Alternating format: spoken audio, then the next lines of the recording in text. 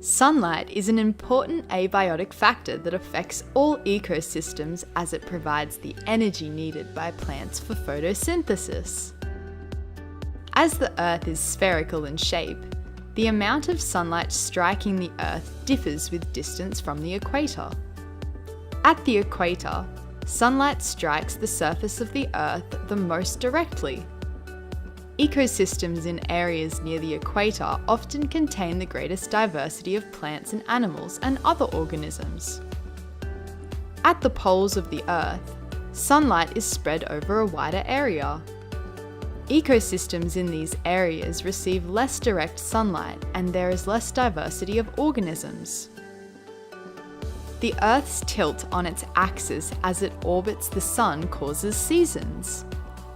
As the seasons change, areas near the poles experience greater variability in the amount of sunlight they receive. There are more hours of daylight in summer and fewer hours of daylight in winter. The changes in the hours of daylight and temperature affect the life patterns of many organisms. Decreasing hours of daylight means winter is approaching. This may trigger plants to begin to lose their leaves. Animals may begin to move to warmer places. Increasing hours of daylight indicates the end of winter and the start of spring. During the warmer spring months, ecosystems change as plants regrow their leaves and animals reproduce. Matahari merupakan salah satu jenis sumber energi terbesar yang menerangi bumi. Selain sebagai sumber cahaya, matahari juga merupakan sumber energi tak terbatas yang memiliki kegunaan begitu besar bagi umat manusia maupun makhluk hidup lainnya. Kehadiran matahari sudah sepatutnya untuk kita syukuri, karena telah menunjang kehidupan seluruh penghuni bumi. Berikut ini adalah beberapa manfaat cahaya matahari bagi kehidupan kita. Sumber penerangan. Sebagai sumber cahaya terbesar, matahari bermanfaat untuk penerangan. Tentu saja ini sangat dibutuhkan oleh makhluk-makhluk di bumi, terutama manusia, untuk menunjang aktivitasnya sehari-hari. Tanpa cahaya matahari, kita akan kesulitan melihat benda-benda di sekitar, membantu proses fotosintesis. Tumbuhan, terutama yang mengandung klorofil, melakukan fotosintesis untuk melangsungkan hidup. Dalam proses itu, tumbuhan akan menghasilkan oksigen yang sangat dibutuhkan oleh manusia untuk bernafas. Jadi secara tidak langsung, matahari juga menunjang kebutuhan manusia akan oksigen. Penghasil listrik. Cahaya matahari bisa dikonversi menjadi salah satu jenis pembangkit listrik yang sangat berguna bagi kehidupan manusia modern. Selain tak terbatas, energi listrik dari cahaya matahari tentu saja juga ramah lingkungan karena tidak menghasilkan polusi. Sumber nutrisi. Cahaya matahari memang bermanfaat sangat besar pada tumbuhan. Ia berguna bagi pertumbuhan tanaman karena memberi nutrisi cukup bagi tumbuhan. Tumbuhan yang diletakkan di ruangan terbuka cenderung memiliki pertumbuhan lebih baik ketimbang yang berada di ruang yang tak terjangkau sinar matahari. Menjaga temperatur tumbuhan. Tumbuhan yang memiliki temperatur rendah akan terhambat dalam proses penguapan. Sedangkan jika temperatur terlalu tinggi, penguapan akan terlalu cepat dan tumbuhan pun mengering. Cahaya matahari yang pas akan menjaga temperatur tumbuhan itu tetap stabil. Hal ini juga berlaku pada bumi dan makhluk lain termasuk manusia. Dengan suhu yang pas dari cahaya matahari, kita bisa melangsungkan hidup.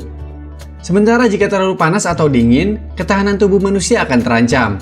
Membantu proses pengeringan. Proses pengeringan kerap kita butuhkan, seperti saat sedang menjemur pakaian, ikan, padi, dan sebagainya. Pengeringan ini juga dibutuhkan beberapa tumbuhan untuk menjaga agar tanah tidak terlalu lembab, terutama setelah hujan. Menunjang kesehatan tulang. Tentu kita sudah sering melihat bayi yang diajak berjalan-jalan oleh ibunya. Hal ini bukan tanpa alasan untuk dilakukan. Karena sinar matahari pagi sebelum jam 8 sangat berguna bagi kesehatan tulang. Ia mampu mengubah provitamin D dalam tubuh menjadi vitamin D. Vitamin inilah yang nantinya berguna untuk menunjang kesehatan tulang kita. Itulah beberapa manfaat matahari bagi kehidupan. Ecosystems on Earth can be very different in terms of temperature.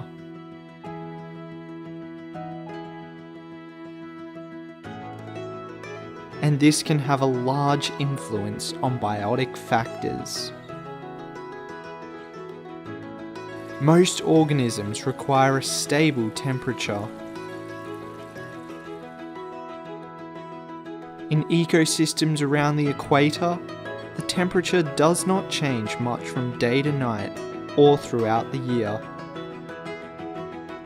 The diversity of plants and animals in these areas is often high.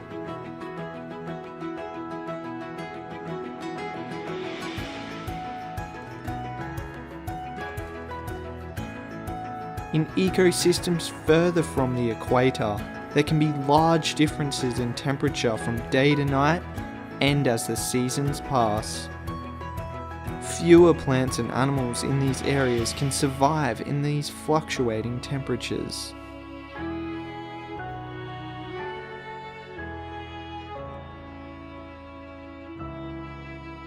Ecosystems around the poles of the Earth are very cold all year round.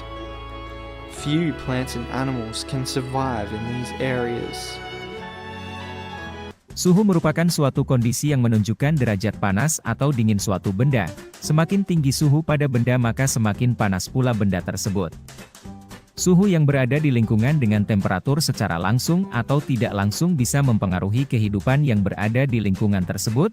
Sebut saja komponen biotik dan abiotik yang membentuk suatu ekosistem.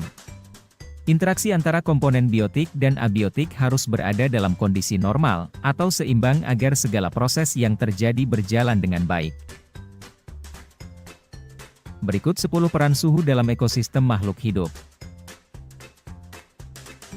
1. Mempengaruhi proses metabolisme makhluk hidup. Metabolisme merupakan reaksi kimia yang terjadi di dalam tubuh makhluk hidup yang melibatkan enzim. Pada suhu yang relatif tinggi, enzim akan rusak sedangkan pada suhu sangat rendah enzim akan terhambat atau tidak aktif sehingga aktivitas metabolik dalam tubuh bisa terhambat. Suhu normal kinerja enzim pada manusia yaitu sekitar 35 derajat Celcius sampai 50 derajat Celcius. Sedangkan fotosintesis pada tanaman berkisar mulai dari 15 sampai 47 derajat Celcius. 2. Mempengaruhi kondisi pertumbuhan dan perkembangan makhluk hidup. Secara tidak langsung, jika suhu mempengaruhi metabolisme tubuh makhluk hidup maka berdampak pula terhadap pertumbuhan mereka. Suhu yang berubah-ubah seiring waktu akan mengacaukan proses perkembangan pertumbuhan seperti beberapa tumbuhan yang mengalami masa berbunga lebih awal dan musim reproduksi bagi beberapa kelompok hewan. 3. Menimbulkan penyakit tertentu. Pada tubuh makhluk hidup terdapat mikroorganisme normal. Mikroorganisme itu tidak akan menimbulkan hal-hal merugikan jika inangnya tetap berada dalam kondisi suhu normal. Namun, jika keadaan tersebut tidak terpenuhi, bisa saja jumlah mikroorganisme akan meningkat dan dapat menyebabkan kerusakan pada tubuh, sehingga dapat menimbulkan penyakit. 4. Mempengaruhi pola penyebaran makhluk hidup. Makhluk hidup dapat tumbuh pada kisaran suhu tertentu, sehingga tidak heran jika berbagai ekosistem yang berbeda iklimnya mempunyai makhluk hidup unik yang menghuni lingkungan tersebut. Jadi, suhu juga berperan sebagai salah satu faktor penghambat persebaran flora dan fauna. Jika terjadi perubahan suhu drastis yang menyebabkan perubahan lingkungan, menimbulkan kondisi yang tidak optimal untuk hidup mereka, memaksa mereka mencari tempat lain yang sesuai. 5. Penurunan jumlah populasi makhluk hidup. Suhu berpengaruh terhadap keberlangsungan populasi suatu organisme. Kesulitan sumber air bersih dan makanan serta krisis lingkungan lainnya akibat suhu ekstrim bisa menyebabkan beberapa populasi akan berpindah tempat, yang parahnya lagi kondisi ini bisa mengakibatkan kematian. 6. Mempengaruhi dekomposisi bahan organik. Suhu sangat mempengaruhi proses pembusukan, misalnya mikroorganisme memerlukan suhu optimal sekitar 30-50 derajat Celcius. Suhu yang tinggi mengakibatkan meningkatnya suhu tanah, sehingga organisme seperti cacing dan serangga sebagai dekomposer akan terganggu keberlangsungan hidupnya. 7. Mempengaruhi ketersediaan oksigen dan karbon dioksida di lingkungan. Misalnya dalam lingkungan perairan, makin tinggi suhu air maka kelarutan oksigen akan menurun, sedangkan karbon dioksida akan meningkat. Hal ini tentu merugikan makhluk hidup di dalamnya khususnya kelompok ikan. Ekosistem akan menjadi tidak seimbang. 8. Mempercepat proses penguapan. Suhu panas dapat membantu terbentuknya hujan. Air yang menguap oleh suhu lingkungan akan naik ke atas dan akan terjadi kondensasi serta pembentukan awan. Dari awan inilah nantinya turun titik-titik air. Penguapan dapat berasal dari menguapnya permukaan air laut dan juga dari transpirasi, evaporasi yang terjadi pada tanaman. 9. Meningkatnya tinggi permukaan air laut. Suhu yang ekstrim akhir-akhir ini mengakibatkan penyusutan es di daerah kutub. Penyusutan disebabkan es yang mencair. Akibatnya permukaan air laut global akan meningkat. Dikhawatirkan pulau-pulau kecil yang menjadi habitat berbagai jenis makhluk hidup akan tenggelam. Dampak yang paling dirasakan terjadi pada organisme penghuni kutub seperti beruang es, anjing laut, dan lainnya yang sangat bergantung terhadap habitat es ini khususnya dalam perolehan makanannya. 10. Suhu berperan dalam perubahan iklim suatu ekosistem. Setiap ekosistem memiliki kisaran suhunya masing-masing, itulah kenapa hanya terdapat organisme jenis tertentu yang dapat mendiami ekosistem. Misalnya ekosistem gurun pasir, ekosistem hutan hujan tropis, dan ekosistem air laut yang berbeda satu sama lain.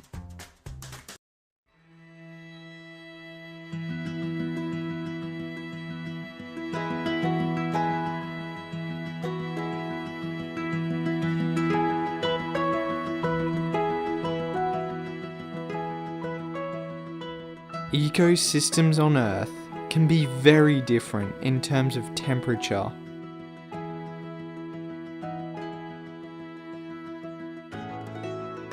And this can have a large influence on biotic factors. Most organisms require a stable temperature. In ecosystems around the equator, the temperature does not change much from day to night or throughout the year. The diversity of plants and animals in these areas is often high.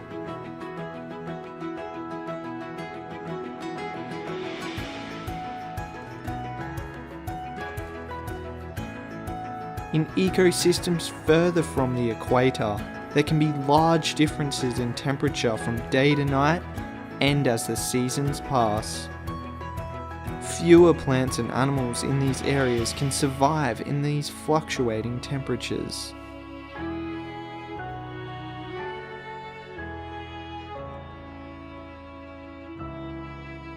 Ecosystems around the poles of the Earth are very cold all year round.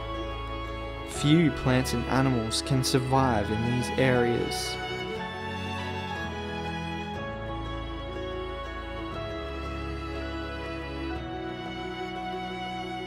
Check out our related videos to discover how other abiotic factors, like the availability of water and the amount of sunlight, affect ecosystems.